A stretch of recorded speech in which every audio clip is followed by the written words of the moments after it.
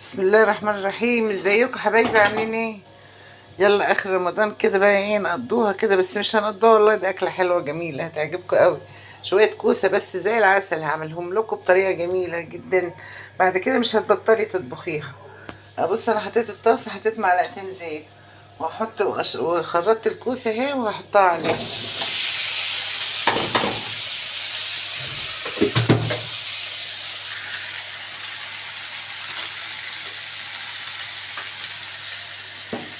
هسيبها تتشوح كده ايه مع نفسها.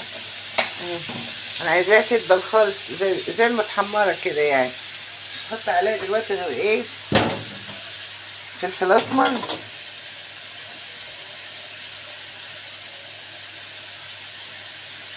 عشان يخلي ريحتها حلوه كده، وشويه الملح،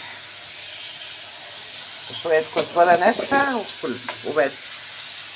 شايفين حبايبي؟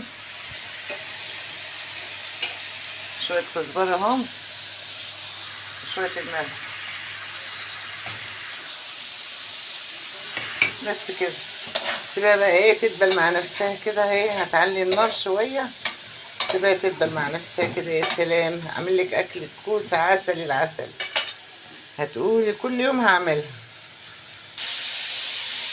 هنا بقى الطاسه التانية دي حطيت فيها معلقه واحده زيت، يعني ما حطيتش زيت كتير. ليه بقى؟ عشان انا جايبه قوانص عقبال عندكم، الكيلو 60 جنيه زي العسل، جميله انا بحبها. رحت اجيب لحمه مفرومه، قال لي الربع ب100 جنيه. قلت له على ايه يا حبيبي، اروح اجيب ايه، كيلو قوانص واعمله. حتى مش هو الكيلو ده فيه منه لسه شويه في التلاجة، في البوتاجاز اهو. حطهم في البوتاجاز، اعمل بيهم اي حاجه كده. بصوا فيهم سمنتهم وحاجتهم، يا شايفين فيهم كام واحده، ممكن احطهم هما كمان. تمام. ده كيلو يعني، كيلو ب60 جنيه، احسن من ايه، من من اللحمه. مش هتبان لو عملتها، لو حطيت الربع اللحمه مش هيبان مع الكوسه. وهنا الكوسه اهي زي ما انتم شايفين اهي بحمرها. هو معلقتين الزيت، ما فيش غيرهم، ما تحطوش غيرهم. هي كده كده تتحمر اهي، شايفين بتتحمر اهي. الفلفل الاسمر والكزبره مخلي ريحتها ايه، عسل العسل. شايفين هما هيتبالوا دلوقتي، مش هيبقوا كده. وهنا بتاع الزيت اللي انا حطاه، انا مخرطه بصل بس متعمده ان انا اعمله كبير شويه كده عشان خاطر يبان. مش عايزاه رفيع انا، لو عايزاه رفيع كنت خرطته خرط صغير. وعليه قرن فلفل احمر وحته فلفله خضراء. كان عندي نص كوس خرشوف حطيت اهو. شايفين؟ اكله بقى مفيده وطعمها عسل، وهتقولي كل يوم هعملها. ده لوحده وده لوحده، ما حطيتش ده مع ده، خلي بالكم، عشان انا عايزه الكوسه كده ايه، هوريها لكم تبقى شكلها ايه، هتعجبكم قوي. ده الفلفل بس والبصل. كل شويه تقلبي في الكوسه كده وهتنسيها عشان ما تتحرقش. لو اتحرقت هتمرر، لو واحده بس محروقه هتمرر. شايفه؟ هما معلقتين 2 زيت مفروم. ليه؟ لان القوانص فيها سمنه. شايفه القوانص مفيده وجميله ازاي، توفر لك حتى السمنه. البصله دبلت اهي شويه، شايفين؟ اهي بقت دبلانه شويه. احط لها بقى ايه كده، ايه، نص، يعني حته معلقه توم اهي. اهي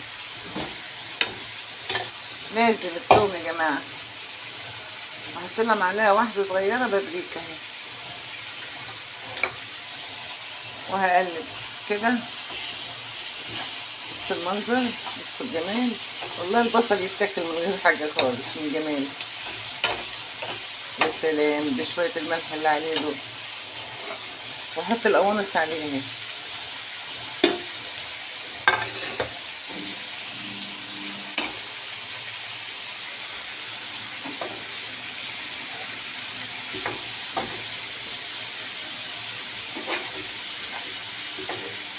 شايفين حبايبي؟ سيبها بقى ايه على نار واطيه كده ايه مع نفسها. وهنا طماطم رفيعة دي خدت منها قيمة يعني ما فيش بتاع 6 وحدات كده، خرطتهم عليه هيطعمها شوية. واحدة مرقة دجاج وخلاص، وسيبها مع نفسها كده ايه على بال الكوسة ما تتحمر خالص. بس كده. انا القوانص غسلها كويس وسلقاها، يعني اوعوا تفكروا لحد المية ما نشفت من عليها حطوها نية مش هتستوي، لازم تسووها على النار. هو الكيلو بيعمل يجي كيلو الا ربع او نص وشوية، بس ارحم من اللحمة المفرومة واطعم منها والله. بسيبها كده مع نفسها على بال ما اعمل ايه الكوسة اهي شايفين كل شوية بقلب فيها اهي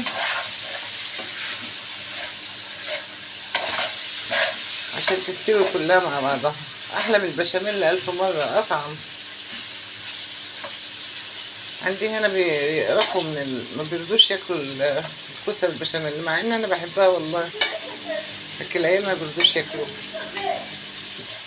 بصوا كمان سيبوا الكوسه بقى مع نفسها كده اهوت ايه لما اصلي على النبي. لما تستوي ما تعليش النار بقى عليها دلوقتي، خلي النار واطيه شويه عشان تستوي بقى، عشان انا عايزاها تستوي مش عايزاها نيه.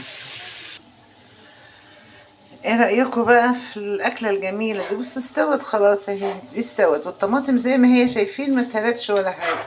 انا عايزاها بالشكل ده عشان يبقى منظرها حلو. وطبعا القوانص انا مسوياها، وادي الكوسة اهي اتحمرت اهي شايفين. فانت بتغرفي بقى كده ايه في كل واحد طبقه مثلا يعني احنا المغرب قرب جدا خلاص عندنا تفرديهم كده عشان والله ده كيلو وشويه كوسه، بس هي بتدبل خلي بالكم يعني، ما اعملها حبه ايام.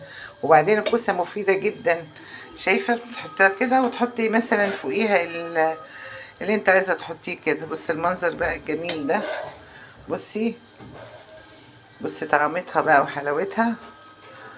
بس عايز تعملي بقى جنبها رز اعملي، مش عايزه انت حره كده حلوه قوي يعني. هتحطي بتاع الحاجه فوقيها ما تقلبيهاش عليها، لو اللي بتاع عليها متبقاش حلوه صراحه كده احلى. تحطي فيها الحاجه كده بتبقى جميله. هي عايزه شويه خضره بقى وتفرجي على الجمال. احلى طبق كوسه بقى متحمره بالقوانص. اعمليها كده وادعيلي بقى على الطعم وعلى الحلاوه، بس اعمليها بنفس البهارات وبنفس الريحه، وما تحطيش سمنه يا ما هي القوانص فيها سمنه، مش محتاجه سمنه منك. بصي الجمال انت لو كلتيها كده بس حلو. وكوسه من غير اي حاجه لو كلتيها كده اتحداكي مش هتاكلي جنبها اي حاجه تانية، هتغمسيها بالعيش ومخلل، طعمها بيبقى جميل جدا وهي متحمره كده. شويه الملح والفلفل الاسمر، واحده مرقه دجاج، وشويه كزبره ناشفه يعني ناشفه ناعمه، وبتحطيها عليها وتسيبيها بقى على نار واطيه كده، معلقه واحده زيت او معلقتين، وهي بتحمر نفسها مع نفسها كده. بصي الجمال. أكلة جميلة ومفيدة وسريعة ومش مكلفة، ويلا اعملوها. كل سنة وانتم طيبين، رمضان خلاص العيد جاي قرب. كل سنة وانتم طيبين، تقعدوا لها بخير يا رب. مع السلامة.